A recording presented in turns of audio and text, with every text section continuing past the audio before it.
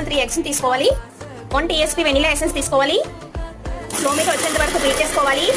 మధ్య మధ్యలో sugar powder వేసుకుంటూ బీట్ చేసుకోవాలి. షుగర్ అయితే 3/4 కప్ తీసుకోవాలి. 3/4 కప్ ఆయిల్ వేసుకోవాలి. ఆయిల్ వేసుకొని బాగా బీట్ చేసుకోవాలి. తీసుకుంటే సరిపోతుంది.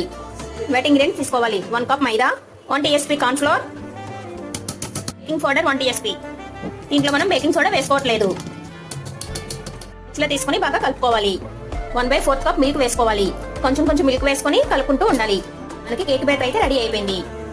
అప్లై చేసుకొని బటర్ పేపర్ వేసుకొని కేక్ బ్యాటర్ వేసుకోవాలి. 3 టైమ్స్ ట్యాప్ చేసుకున్నట్లయితే మనకి ఎయిర్ బబుల్స్ లేకుండా ఉంటుంది. ఆయిల్ ని ఫ్రీ హీట్ చేసుకోవాలి. 10 మినిట్స్ ఫ్రీ హీట్ చేసుకోవాలి. 180 డిగ్రీస్ దగ్గర 30 మినిట్స్ బేక్ చేసుకుంటే సరిపోతుంది. 30 మినిట్స్ తర్వాత మన కేక్ అయితే ఇలా బేక్ అయింది. ఎంత పర్ఫెక్ట్ గా బేక్ అయిందో